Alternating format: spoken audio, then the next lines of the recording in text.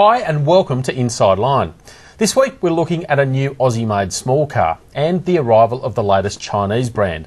But first it's all about happy campers and the return of a little bit of flower power, with Volkswagen revealing its idea of a 21st century Kombi. Now Richard, can you see the backpackers and hippies climbing into the back of this thing? Well, it looks the part. I mean, it looks a lot like the old camper, but doesn't seem to be any pop-up roof or any ability to sleep in it. I don't see a card table in the back, so obviously maybe those versions will come later on. But at the moment, it looks fairly conventional inside. It does, but having said that, I guess this is the sort of framework under which they can do all the other stuff that they need to do to make it a proper Kombi. Yeah, I mean, it's certainly the type of thing that captures people's attention. It's a real escape machine. So, I think it's an exciting, addition to the Volkswagen range. The problem is they've got to make sure it's not like the new Beetle and just fizzles out after a few years. Well, that's right. I mean, Mini seems to be able to have been able to do something that Volkswagen didn't really achieve with the Beetle. That was really a flash in the pan, but who knows? I mean, this has got the utility to go with the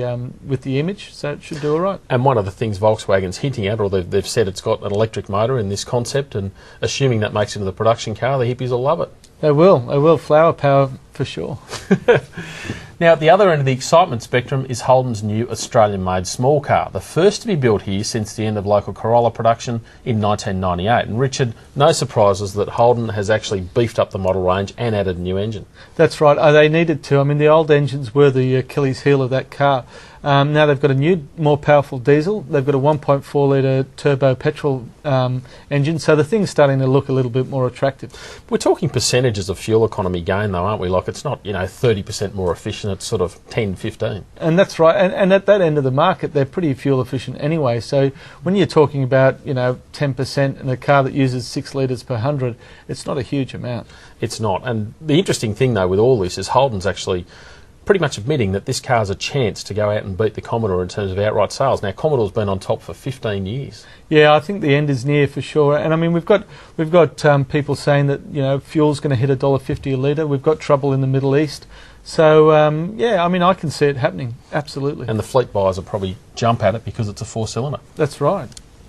Now, finally this week is the arrival of the latest Chinese brand, Chery. Predictably, price and value are key to the appeal of a brand that few Australians even knew existed. But Richard, is it enough? Well, it's been enough for other Chinese products that have come in. People have gone for the price and not worried too much about the quality concerns. The only problem with this is, you're putting your family in that car, so it's a little bit Well, that's different. right. And the other thing with cars that's different to most other consumer items is resale value is a crucial component of a car. It's an unknown with this brand. Well, it's probably, to be fair, it's probably a known. I don't think that the resale value will be as strong as a Honda or a Toyota. Yeah. Or a Subaru for that matter. The other thing that this brand is likely to do, it's $11,990 drive away. Could have a huge impact on the used car market around that $10,000 to $15,000 mark. People suddenly say, well, hey, I'll go and just spend an extra grand or two and pick the car I want.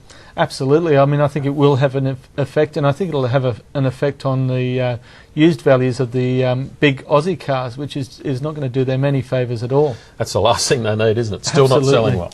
No.